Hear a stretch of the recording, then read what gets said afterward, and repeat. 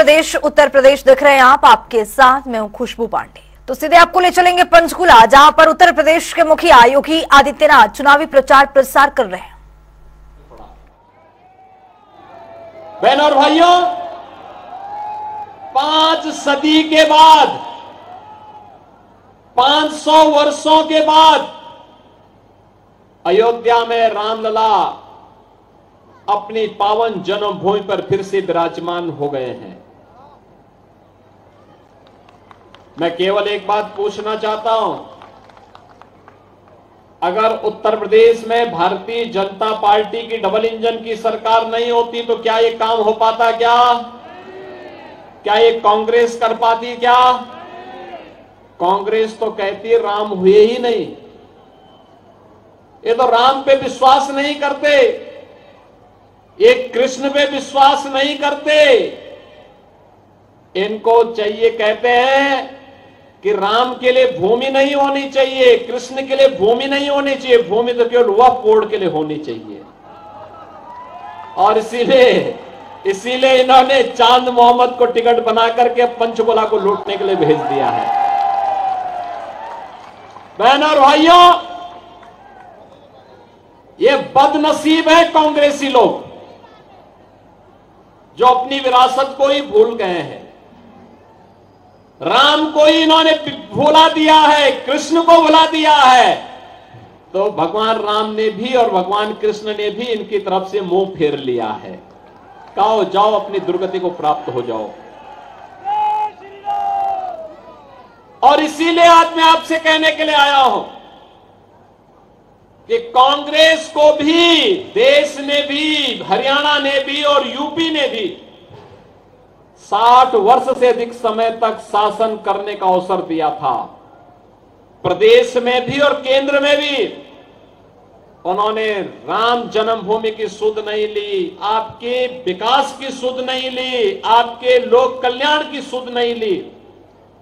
ये केवल अपना भरते रहे, अपने परिवार के नाम पर करते रहे, बाकी किसी के नाम से इनको कोई लेना देना नहीं था। लेकिन बहनों और भाइयों, जैसे ही 2014 में मोदी जी देश के प्रधानमंत्री बने, 17 में मोदी जी के आह्वान पर यूपी के अंदर सरकार बनी, अगले 2 वर्ष के अंदर, मात्र 2 वर्ष के अंदर डबल इंजन की सरकार ने 500 वर्षों की समस्या का समाधान कर दिया और अयोध्या में रामलला का विराजमान हो गया। यह है डबल इंजन सरकार की ताकत। डबल इंजन सरकार की ताकत दूसरी क्या हो सकती है? कांग्रेस ने दंश दिया आतंकवाद का, नक्सलवाद का, अलगाववाद का, अराजकता का, महंगाई का, भ्रष्टाचार का, भाई भतीजावाद का, क्षेत्रवाद का, जातिवाद का। भाजपा ने नारा दिया राष्ट्रवाद का। भारतीय जनता पार्टी ने कहा सबका साथ सबका विकास। भारतीय जनता पार्टी ने कहा था कश्मीर के लिए एक देश में 2 प्रधान, 2 निशान और 2 विधान नहीं चलेंगे। और बहनों और भाइयों, भारतीय जनता पार्टी का जो आह्वान था, आज उस आह्वान के रूप में आप देख सकते हैं कश्मीर में धारा 370 समाप्त हो गई। कश्मीर में धारा 370 समाप्त। कल कश्मीर, जम्मू कश्मीर विधानसभा का अंतिम चरण का चुनाव है। अभी 3 दिन पहले मैं स्वयं जम्मू में था। जम्मू एयरपोर्ट पे मैं गया तो एक आवाज आई कि राम राम साहब, जो कि मेरा कोई परिचय था नहीं, तो मैं सीधे जा रहा था। तब तक आवाज आई फिर कि योगी जी राम राम। मैंने देखा तो एक मौलवी थे। मैं भौचक रहा, तो मैंने पूछा, मैंने कहा भी क्या यहां पे सभी मौलवी राम राम का ही संबोधन करते हैं क्या? तो मुझे एयरपोर्ट के एक अधिकारी ने कहा, नड़ी साहब करते नहीं थे, अब करने लग गए हैं। मैंने कहा क्यों? कहा ये धारा 370 को हटाने का इंपैक्ट है। और इसीलिए मैं आपसे कहने के लिए आया हूं, भारतीय जनता पार्टी जितनी मजबूत होगी, भारत उतना मजबूत होगा। भारत जितना मजबूत होगा, आप उतने शक्तिशाली और सामर्थ्यवान बनेंगे, और आप जितने सामर्थ्यवान बनेंगे, उतना ही भारत के अंदर हरे रामा हरे कृष्णा की गूंज होती हुई दिखाई देगी, हर गली, हर मोहल्ले, हर गांव, हर शहर में। बहनों और भाइयों, यही कहने के लिए मैं आया हूं, डबल इंजन की सरकार गारंटी है विरासत के सम्मान का। डबल इंजन की सरकार गारंटी है विकास का। डबल इंजन की सरकार गारंटी है लोक कल्याण का। याद करिए, कांग्रेस के समय में किसान आत्महत्या करता था, नौजवान पलायन करता था, गरीब भूख से मरता था, बहन और बेटियों की इज्जत सुरक्षित नहीं थी। और आज कमबख्त पाकिस्तान भूखों मर रहा है, भीख का कटोरा लेकर के दुनिया के अंदर जाता है, कोई पूछने वाला नहीं। और मोदी जी के नेतृत्व में भारत 80 करोड़ लोगों को फ्री में राशन की सुविधा का लाभ दे रहा है। 60 करोड़ लोगों को 5 लाख रुपए की आयुष्मान भारत की सुविधा का लाभ दे रहा है। 5 लाख रुपए प्रतिवर्ष स्वास्थ्य बीमा के लिए, कहीं भी जाइए उपचार करा के आइए। 12 करोड़ किसानों को किसान सम्मान निधि का लाभ, करोड़ों स्ट्रीट वेंडर को प्रधानमंत्री स्वनिधि योजना का लाभ, 10 करोड़ गरीबों के घर में रसोई गैस का सिलेंडर, 12 करोड़ गरीबों के लिए शौचालय का निर्माण, और 4 करोड़ गरीबों के लिए मकान बनाने का काम ये मोदी जी के नेतृत्व में भारतीय जनता पार्टी ने किया है। बहनों और भाइयों, हाईवे 4 लेन के, 6 लेन के, 8 लेन के, 12 लेन के, मेट्रो, रैपिड रेल, बेहतरीन air connectivity, IIT, IIM, AIIMS, ये अब नई पहचान बन रही है नए भारत की। 1 डिस्ट्रिक्ट 1 मेडिकल कॉलेज, हर घर नल की योजना, ये सभी तो किसी का चेहरा देख करके नहीं, सबका साथ और सबके विकास के भाव के साथ भारतीय जनता पार्टी ने किया। बहनों और भाइयों, यहां पे हमारे पूर्वांचल से बहुत सारे लोग होंगे, वे जानते होंगे पहले जब वे काम धंधा करने के लिए आते थे, उन्हें घर की चिंता होती थी। घर की चिंता इस बात को लेके होती थी कि पता नहीं कौन घर में कब्जा कर ले, कौन जमीन पे कब्जा कर ले। लेकिन पिछले 7.5 वर्ष के अंदर उत्तर प्रदेश के अंदर जिस भी माफिया ने कहीं पे कोई कब्जा किया है तो खाली हो चुका है, स्वयं खाली हो गया। इससे पहले कि वहां बुलडोजर चलता हो, स्वयं खाली होके वहां गए। अब वहां कब्जा नहीं होता है। 7.5 वर्ष में वहां कोई दंगाई नहीं हुआ। दंगाई या तो जेल में या जहन्नुम में। राम नाम सत्य है की यात्रा निकल गई। और बहनों और भाइयों, यही मैं कहने के लिए आया हूं, कार्य करने के लिए दम चाहिए और दमदार सरकार भी चाहिए। जब सरकार होगी दमदार तो कार्य होगा ईमानदारी के साथ। और वही दमदार सरकार, डबल इंजन की सरकार भारतीय जनता पार्टी केवल दे सकती है। जो लोग राम को कोसते होंगे, जो एक्सीडेंटल हिंदू हैं, वे आपके प्रति भी और देश के प्रति भी ईमानदार नहीं हो सकते, कभी नहीं हो सकते। और यही कहने के लिए मैं आया हूं, ये पंचकुला एक नई पहचान हरियाणा की है। पंचकुला विकास की धुरी बन रही है। विधानसभा अध्यक्ष के रूप में, यहां के विधायक के रूप में श्री ज्ञानचंद गुप्ता जी के नेतृत्व में विकास की धारा यहां पर बही है, मजबूती के साथ आगे बढ़ी है। बुलेटिन में आगे बढ़ेंगे। मैनपुरी के करहल में बीजेपी युवा मोर्चा सम्मेलन का आयोजन किया गया, जहां कार्यक्रम में राज्य मंत्री गिरीश यादव ने शिरकत की है। इस दौरान उन्होंने करहल में बीजेपी की जीत का दावा भी किया है। वहीं समाजवादी पार्टी का बीजेपी पर धर्म की राजनीति करने के आरोप पर गिरीश यादव ने सपा प्रमुख अखिलेश यादव पर कटाक्ष भी किया है। उन्होंने तंज कसते हुए कहा है कि अखिलेश यादव कब क्या बोलेंगे, इस पर फिलहाल कुछ भी नहीं कहा जा सकता है। लखनऊ में बच्चों से लेकर बड़ों तक हर वर्ग के लिए पुस्तक नाम का महाकुंभ का आयोजन किया जा रहा है, जो पिछले कई सालों से राष्ट्रीय पुस्तक मेला बलरामपुर गार्डन में लगाया जा रहा है।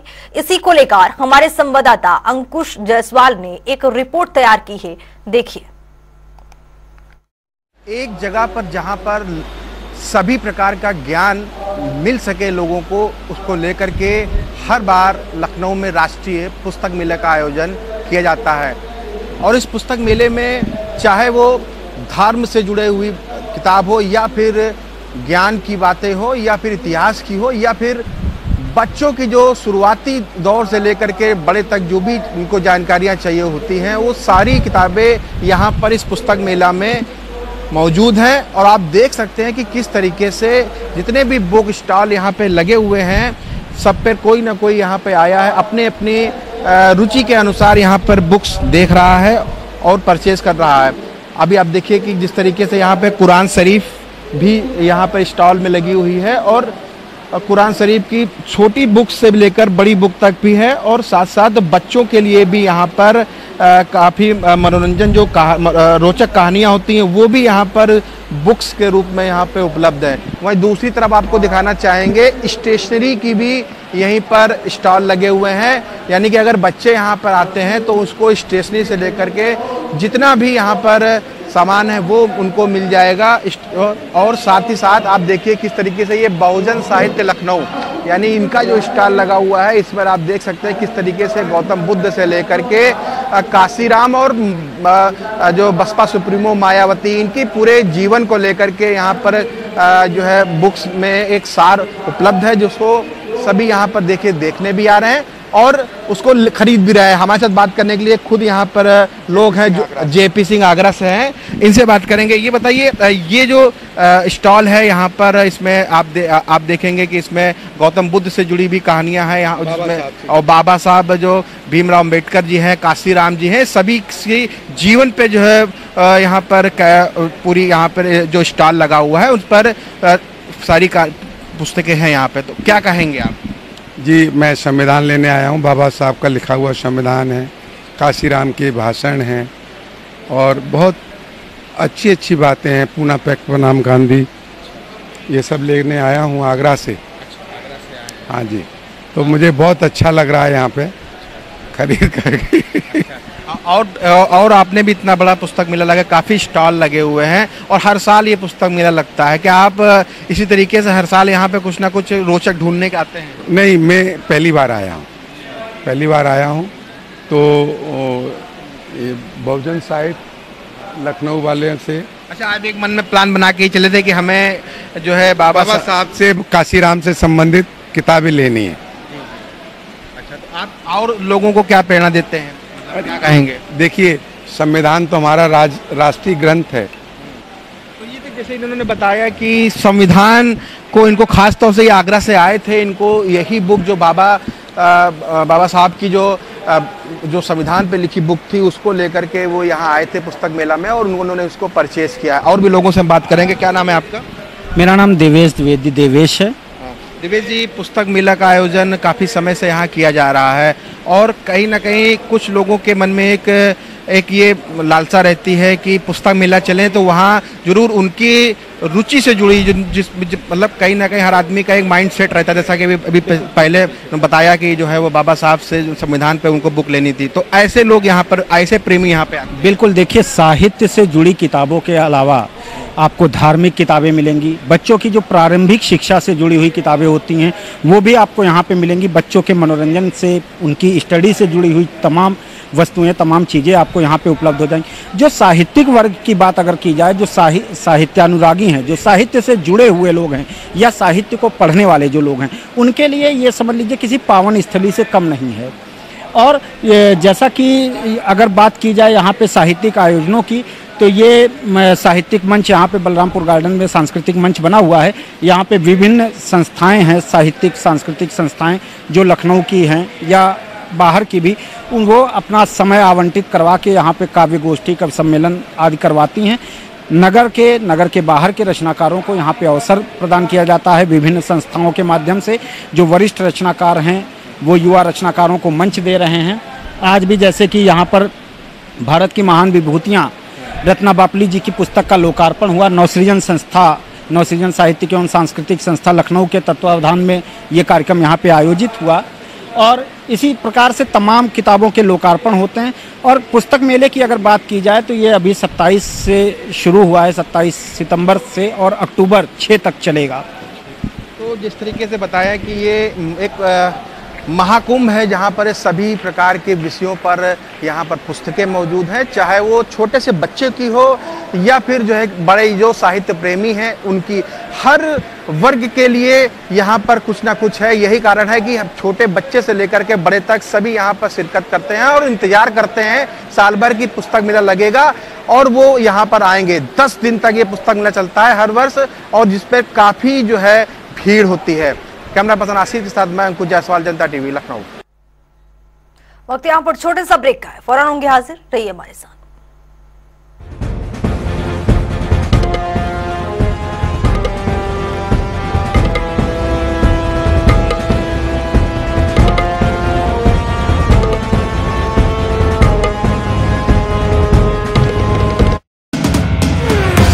दो लाख युवाओं को बिना पर्ची बिना खर्ची मिलेगी सरकारी नौकरी नॉन स्टॉप। कमल का बटन दबाएं, बीजेपी को जिताएं।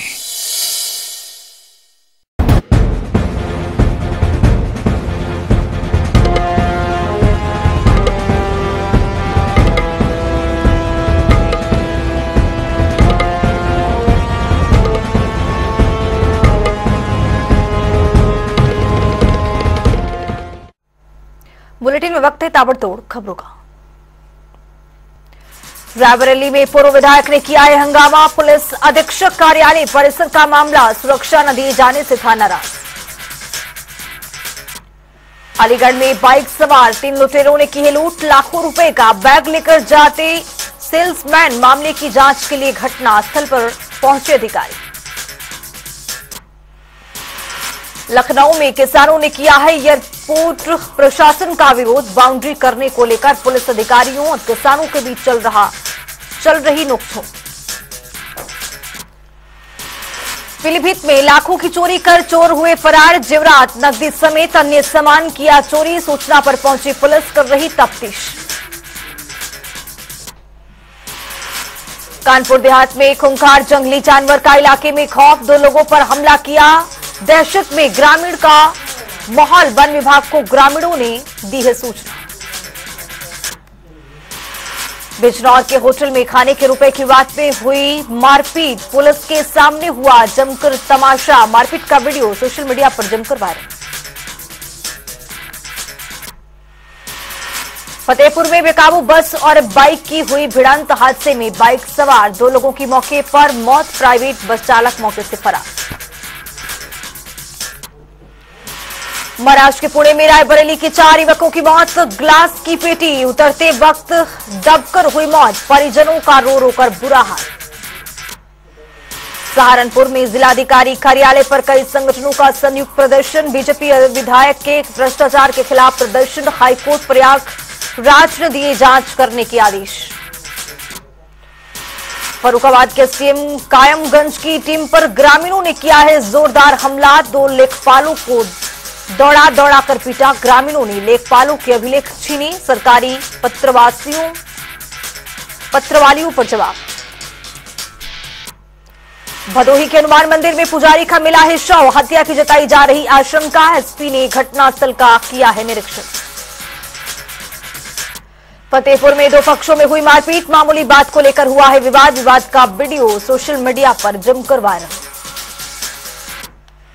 रायबरेली में छात्रों से भरी स्कूल बस ने साइकिल सवार को कुचला। अनियंत्रित होकर खाई में पलटी स्कूल बस। हादसे में साइकिल सवार शिक्षक की हुई दर्दनाक मौत।